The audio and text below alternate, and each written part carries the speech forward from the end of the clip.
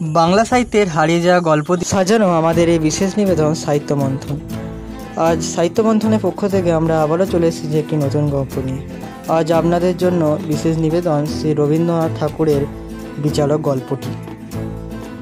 সমাজের নিষ্পাপ নাবালিকারা কীভাবে ভুল পদক্ষেপে একজন পতিতা নারীতে পরিণত হয় তারই এক বাস্তবধর্মী গল্প হলো শ্রী রবীন্দ্রনাথ ঠাকুরের এই বিচারক গল্পটি। বালিকা হেমশশীর খরদার সুন্দরীতে পরিণত হওয়ার ঘটনা এবং বিচারকের সহিত তার যে প্রলোভন ইত্যাদি এই গল্পে খুব সুন্দরভাবে উপস্থাপন করেছেন শ্রী রবীন্দ্রনাথ ঠাকুর।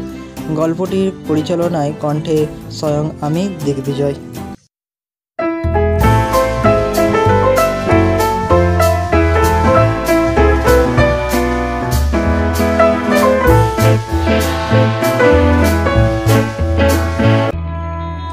অনেক অবস্থান্তরের পর অবশেষে গত যৌবনা ক্ষীরোদা যে পুরুষের আশ্রয়প্রাপ্ত হইয়াছিল সেও তাহাকে জীর্ণ বস্ত্রের ন্যায় পরিত্যাগ করিয়া গেল। তখন অন্নমুষ্টির জন্য দ্বিতীয় আশ্রয় অন্বেষণের চেষ্টা করিতে তাহার অত্যন্ত ধিক্কার বোধ হইল। যৌবনের শেষে শুভ্র শরৎকালের ন্যায় একটি গভীর প্রশান্ত প্রগাঢ় সুন্দর বয়স আসে যখন জীবনের ফল ফলিবার এবং শস্য পাকিবার সময়, তখন আর উদ্যম যৌবনের বসন্ত চঞ্চলতা শোভা পায় নাই। ততদিনে সংসারের মাঝখানে আমাদের ঘর বাঁধা এক প্রকার সাঙ্গ হইয়া গিয়াছে। অনেক ভালো মন্দ, অনেক সুখ দুঃখ জীবনের মধ্যে পরিপাক প্রাপ্ত হইয়া অন্তরের মানুষটিকে পরিণত করিয়া তুলিয়াছে। আমাদের আয়ত্তের অতি কুহু কাহিনী দুর্দশার কল্পনা লোকে হয়তো সমস্ত উদ্ভ্রান্ত বাসনাকে প্রত্যাহরণ করিয়া আপন ক্ষুদ্র ক্ষমতার গৃহপ্রাচীর মধ্যে প্রতিষ্ঠিত করিয়াছে। তখন নতুন প্রণয়ের মুগ্ধ দৃষ্টি আর আকর্ষণ করা যায় না, কিন্তু পুরাতন লোকের কাছে মানুষ আরও প্রিয়তর হইয়া ওঠে। তখন যৌবনা লাবণ্যে অল্পে বিচ্ছিন্ন হইয়া আসিতে থাকে, কিন্তু জড়াবিহীন অন্তর্প্রকৃতি বহুকালের সহবাসক্রমে মুখে চক্ষে যেন স্ফুটতার রূপ অঙ্কিত হইয়া যায়। হাসিটি, দৃষ্টিপাতটি, কণ্ঠস্বরটি ভিতরকার মানুষটির দ্বারা ওতপ্রোত হইয়া ওঠে। যাহা কিছু পায় নাই তাহার আশা ছাড়িয়া যাহারা ত্যাগ করিয়া গিয়াছে, তাহাদের জন্য শোক সমাপ্তি করিয়া যাহারা বঞ্চনা করিয়াছে তাহাদিকে ক্ষমা করিয়া যাহার কাছে আসিয়াছে, ভালোবাসিয়াছে, সংসারের সমস্ত ঝড় ঝঞ্ঝা শোক তাপ বিচ্ছেদের মধ্যে যে কয়টি প্রাণীর নিকটে অবশিষ্ট রইয়াছে তাহাদিকে বুকের কাছে টানিয়া লইয়া সুনিশ্চিত সুপরীক্ষিত চিরপরিচিতগণের প্রীতি পরিবেষ্টনের মধ্যে নিরাপদ নীড় রচনা করিয়া তাহারই মধ্যে সমস্ত চেষ্টার অবসান এবং সমস্ত আকাঙ্ক্ষার পরিতৃপ্তি লাভ করা যায়।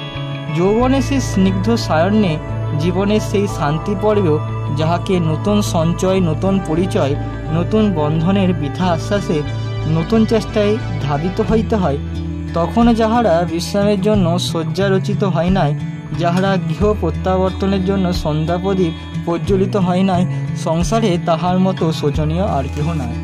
ক্ষীরোদা তাহার যৌবনের প্রান্তসীমায় যেদিন প্রাতকালে জাগিয়া উঠিয়া দেখিল তাহার প্রণয়ী পূর্বরাত্রে তাহার সমস্ত অলঙ্কার ও অর্থ অপহরণ করিয়া পলায়ন করিছে, বাড়ি ভাড়ার দিকে এমন সঞ্চয় নাই, 3 বছরে শিশুপুত্রটিকে দুধ আনিয়া খাওয়াবেন এমন সঙ্গতি নাই। যখন সে ভাবিয়া দেখিল তাহার জীবনের 38 বছরে সে একটি লোককেও আপনার করিতে পারে নাই, একটি ঘরের প্রান্তরে বাঁচিবার ও মরিবার অধিকার প্রাপ্ত হয় না, যখন তাহার মনে পড়িল আবার আজ অশ্রুজল মুছিয়া 2 চক্ষে অঞ্জন পড়িতে হইবে, অধরে ও কপলে অলক্ত রক্ত চিত্রিত করিতে হইবে, জীর্ণ যৌবনকে বিচিত্র ছলনায় আচ্ছন্ন করিয়া হাস্যমুখে অসীম ধৈর্য সহকারে নূতন হৃদয় হরণের জন্য নতুন মায়াপাশ বিস্তার করিতে হইবে, তখন সে ঘরের দ্বার রুদ্ধ করিয়া ভূমিতে লুটাইয়া বারংবার কঠিন মেঝের উপর মাথা খুঁড়িতে লাগিল। সমস্ত দিন অনাহারে মুমূর্ষুর মতো পড়িয়া রহিল। সন্ধ্যা হইয়া আসিল, দীপহীন গৃহকোণে অন্ধকার ঘনীভূত হইতে লাগিল। দৈবক্রমে একজন পুরাতন প্রণয়ে আসিয়া ক্ষীর ক্ষীর শব্দদ্বারে আঘাত করিতে লাগিল। ক্ষীরোদা অকস্মাৎ দ্বার খুলিয়া ঝাঁটা হস্তে বাঘিনী মতো গর্জন করিয়া ছুটিয়া আসিল। রসপিপাসু যুবকটি অনতিবিলম্বে পলায়নের পথ অবলম্বন করিল। ছেলেটা ক্ষুধার জ্বালায় কাঁদিয়া কাঁদিয়া খাটের নিচে ঘুমাইয়া পড়াইছিল। সেই গোলমেলে জাগিয়া উঠিয়া অন্ধকারের মধ্য হইতে ভগ্ন কাতর কণ্ঠে মা মা করিয়া কাঁদিতে লাগিল। তখন ক্ষীরোদা সেই বরুদ্ধমান শিশুকে প্রাণপক্ষে বক্ষে চাপিয়া ধরিয়া বিদ্যুৎ বেগে ছুটিয়া নিকটবর্তী কূপের মধ্যে ঝাঁপাইয়া পড়িল। শব্দ শুনিয়া আলো হস্তে প্রতিবেশীগণ কূপের নিকট আসিয়া উপস্থিত হইল। ক্ষীরোদা এবং শিশুকে তুলিতে বিলম্ব হইল না। ক্ষীরোদা তখন অচেতন এবং শিশুটি মরিয়া গেছে। হাসপাতালে গিয়া ক্ষীরোদা আরোগ্য লাভ করিল। হত্যা অপরাধে ম্যাজিস্ট্রেট তাহাকে সেশনে চালান করিয়া দিলেন।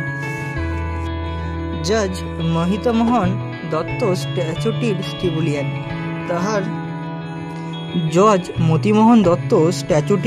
সিভিলিয়ান। তাহার কঠিন বিচারে ক্ষীরোদার ফাঁসির হুকুম হইল। হতভাগিনীর অবস্থা বিবেচনা করিয়া উকিলগণ তাহাকে বাঁচাইবার জন্য বিস্তর চেষ্টা করিলেন, কিন্তু কিছুতেই কৃতকার্য হইলেন না। জজ তাহাকে তিলমাত্র দয়ার পাত্রী বলিয়া মনে করিতে পারিলেন না। না পারিবার কারণ আছে। একদিকে তিনি হিন্দু মহিলাগণকে দেবী আখ্যা দিয়া থাকেন, অপরদিকে স্ত্রী জাতির প্রতি তাহার আন্তরিক অবিশ্বাস। তাহার মত এই যে রমণীগণ কুলবন্ধন ছেদন করিয়া উন্মুখ হইয়া আছে। শাসন তিলমাত্র শিথিল হইলে সমাজ পিঞ্জরে একটি কুলানারী অবশিষ্ট থাকিবে না। তাহার এইরূপ বিশ্বাসের কারণ আছে। সে কারণে জানিতে গেলে মোহিতের যৌবন ইতিহাসের কিয়দংশ আলোচনা করিতে হয়। মোহিত যখন কলেজের সেকেন্ড ইয়ারে পড়িতেন, তখন আকারে এবং আচরণে এখানকার হইতে সম্পূর্ণ স্বতন্ত্র প্রকারের মানুষ ছিলেন। এখন মোহিতের সম্মুখে টাক, পশ্চাতে টিকি, মুন্ডিতে মুখে প্রতিদিন প্রাতকালে খড়খুধারের শুভ্র অঙ্কুর উচ্ছেদ হইয়া থাকে, কিন্তু তখন তিনি সোনার চশমায়, গোপদাড়িতে এবং সাহেবী ধরনের কেশবিন্যাসে ঊনবিংশ শতাব্দীর নূতন সংস্করণ কার্তিকটির মতো ছিলেন। বেশভূষায় বিশেষ মনোযোগ ছিল, মদ্যমাংসে অরুচি ছিল না এবং আনুষাঙ্গিক আরও দু একটা উপসর্গ ছিল। অদূরে এক ঘর গৃহস্থ বাস করিত। তাহাদের হেমশশী বলিয়া এক বিধবা কন্যা ছিল। তাহার বয়স অধিক হইবে না, 14 হইতে 15 পড়িবে। সমুদ্র হইতে বরানজলি তটভূমি যেমন রমণীয় স্বপ্নবৎ চিত্রবৎ মনে হয়, এমন তীরের পর উঠিয়া হয় না। বৈধব্যের বেষ্টর অন্তরালে হেমশশীর সংসার হইতে যেটুকু দূরে পড়িয়াছিল, সেই দূরত্বে বিচ্ছেদবশত সংসারটা তাহার কাছে পরপরাবর্তী পরম রহস্যময় প্রমোদ ভ্রবণে তো ঠিকিত। সে জানিত না এই জগৎটা যন্ত্রণার কলকারখানায় অত্যন্ত জটিল ও লৌহ কঠিন। সুখে দুঃখে, সম্পদে বিপদে, সংশয়ে সংকটে ও নৈরাশ্যে প্রতিপাতে বিমর্ষিত। তাহার মনে হইত সংসারযাত্রা কলন্দিনী নির্ঝরণী স্বচ্ছ জলপ্রবের মতো সহজ, সম্মুখবর্তী সুন্দর। পৃথিবীর সকল পদগুলি প্রশস্ত, সুরল ও সুখ কেবল তাহার বাতায়নের বাহিরে, এবং তৃপ্তিহীন আকাঙ্ক্ষা কেবল তাহার বক্ষ পঞ্জরবর্তী স্পন্দিত পরিতপ্ত কোমল হৃদয়টুকুর অভ্যন্তরে। বিশেষত তখন তাহার অন্তর্কাশে দূর দিগন্ত হইতে একটা যৌবন সমীরণ উচ্ছ্বাসিত হইয়া বিশ্ব সংসারকে চিত্র বাসন্তীর স্মৃতে বিভূষিত করিয়া দিয়াছিল। সমস্ত নীলাম্বর তাহারই হৃদয় হিল্লাসে পূর্ণ হইয়া উঠিছিল, এবং পৃথিবী যেন তাহারই সুগন্ধ মরবকোষের চতুর্দিকে রক্তপদ্মের কোমল পাবড়িগুড়ির মতো স্তরে স্তরে বিকশিত হইয়া লাগিল। ঘরে তাহার বাপ-মা এবং দুটি ছোট ভাই ছাড়া আর কেহ ছিল না। ভাই দুটি সকাল সকাল খাইয়া স্কুলে যাইত, আবার স্কুল হইতে আসিয়া অহরান্তে সন্ধ্যার পর পাড়ার নাইট স্কুলে পাঠ অভ্যাস করিতে গমন করিত। বাপ সামান্য বেতন পাইতেন, ঘরে মাস্টার রাখিবার সামর্থ্য ছিল না। কাজের অবসরে হেম তাহার নির্জন ঘরে আসিয়া বসিত। একদৃষ্টে রাজপথের লোক দেখিত, ফেরিওয়ালা করুণ উচ্চস্বরে হাঁকিয়া যাইত, তাহাই শুনিত এবং মনে করিত পথিকেরা সুখী, ভিক্ষুকেরাও স্বাধীন, এবং ফেরিওয়ালারা যে জীবিকার জন্য সুকঠিন প্রয়াসে প্রবৃত্ত তাহা নহে। উহারা যেন এক লোক চলাচলের সুখর ভূমিতে অন্যতম অভিনেতা মাত্র। আর সকালে বিকালে সন্ধ্যাবেলায় পরিপাটি বেশধারী গর্ব উদ্ধত স্ফীতবক্ষ মোহিতমোহনকে দেখতে পাইত। দেখিয়া তাহাকে সর্ব সৌভাগ্য সম্পন্ন পুরুষশ্রেষ্ঠ মহেন্দ্রের মতো মনে হইত এই উন্নত মস্তক সুবেশ সুন্দর যুবকটির কাছে সব আছে এবং উহাকে সব দিয়া যাইতে পারে। বালিকা যেমন পুতুলকে সজীব মানুষ করিয়া খেলা করে, বিধবা তেমনি মোহিতকে মনে মনে সকল প্রকার মহিমায় পণ্ডিত করিয়া তাহাকে দেবতা করিয়া খেলা করিত। একদিন সন্ধ্যার পর সময় দেখিতে পাইত মোহিতের ঘর আলোকে উজ্জ্বল, নর্তকীর নূপুর নিঙ্কণ এবং বামাকণ্ঠে সঙ্গীত ধ্বনিতে মুখরিত। যেদিন সে ভিত্তিস্থিত চঞ্চল ছায়াগুলির দিকে চাহিয়া চাহিয়া বিনিদ্য সতৃষ্ণ নেত্রে দীর্ঘরাত্রি জাগিয়া বসিয়া কাটাইত, তাহার ব্যথিত পীড়িত হৃৎপিণ্ডে পিঞ্জরের পক্ষীর মতো বক্ষপঞ্জরের উপর দুর্দান্ত আবেগে আঘাত করিতে থাকিত। সে কি তাহার কৃত্রিম দেবতাটি বিলাসমত্ততার জন্য মনে মনে ভার্সনা করিত, নিন্দা করিত? তাহা নহে। অগ্নি যেমন পতঙ্গকে নক্ষত্রলোকের প্রলোভন দেখিয়া আকর্ষণ করে, মোহিতের সেই আলোকিত গীতা বাদ্যবিক্ষুব্ধ প্রমোদ উচ্ছ্বাসিত কক্ষটি হেমশশীকে সেইরূপ স্বর্গ মরীচিকা দেখাইয়া আকর্ষণ করিত।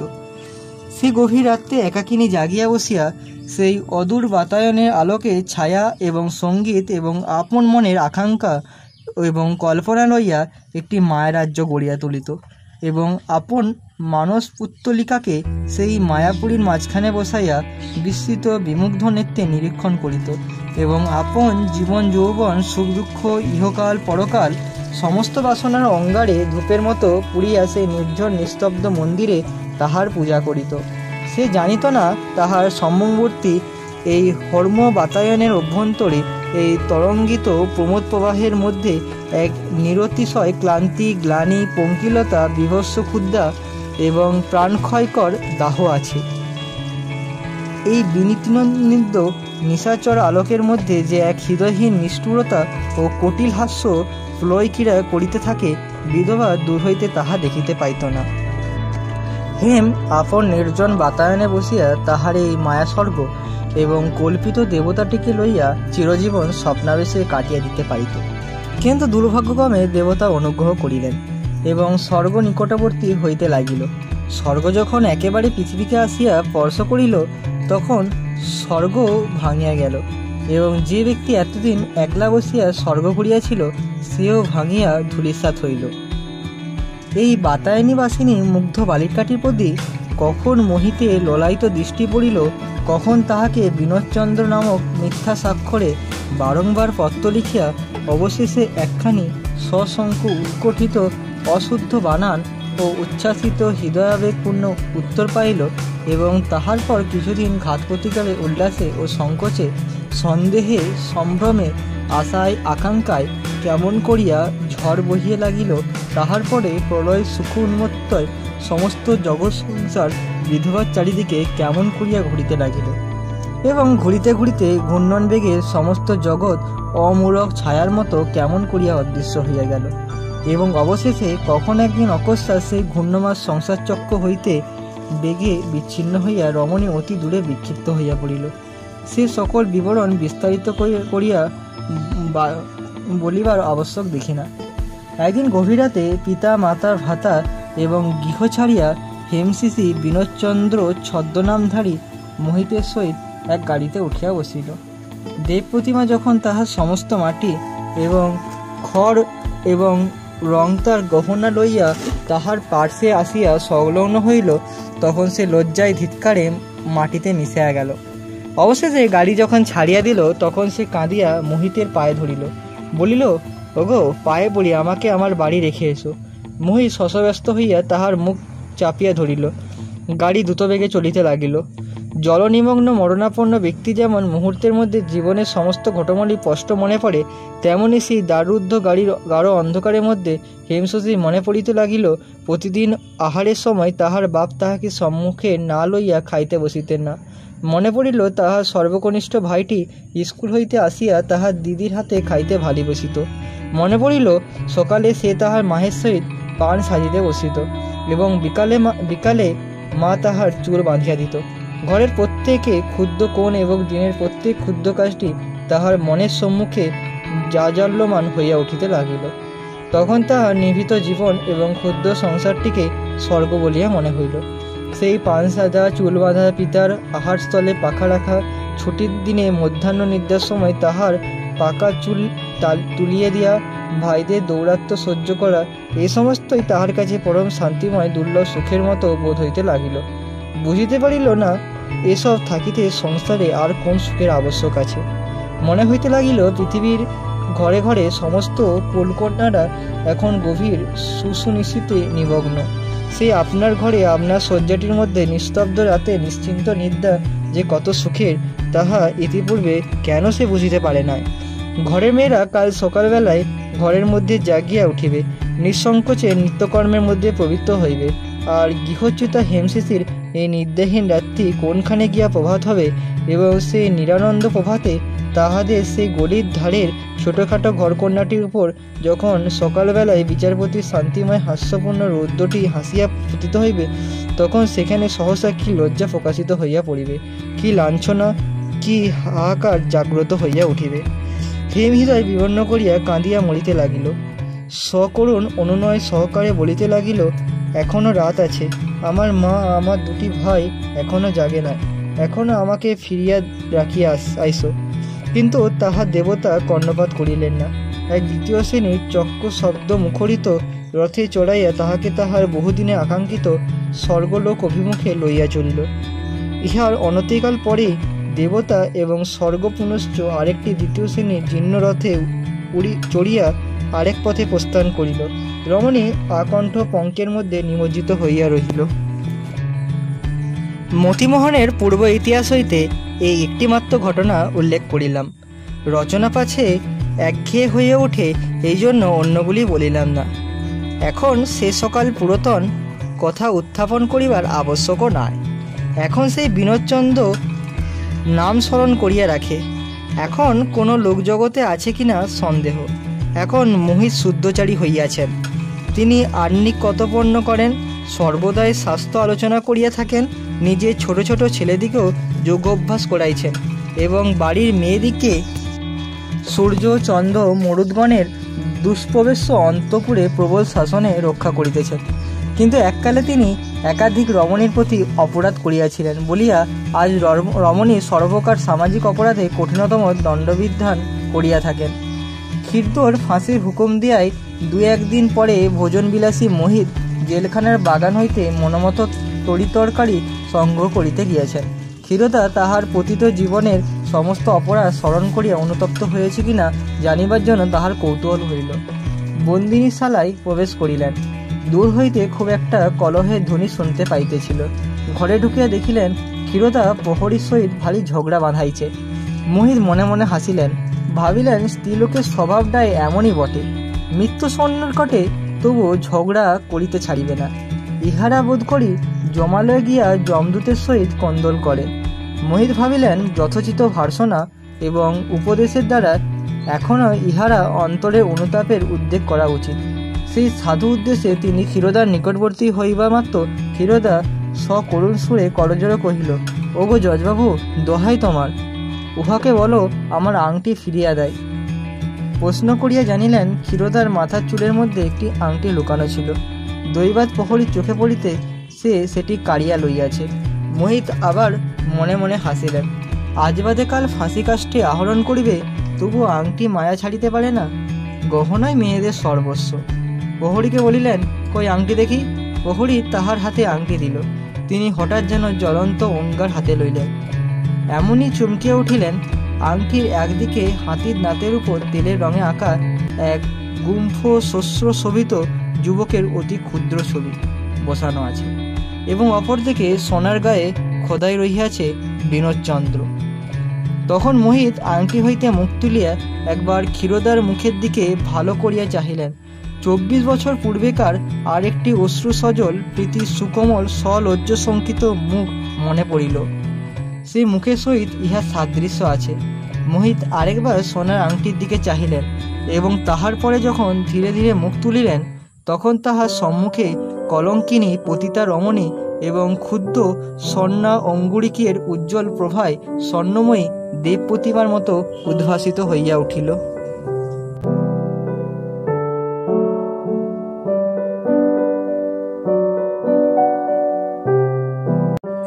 এই ছিল আমাদের বিশেষ নিবেদন শ্রী রবীন্দ্রনাথ ঠাকুরের বিচারক গল্পটি।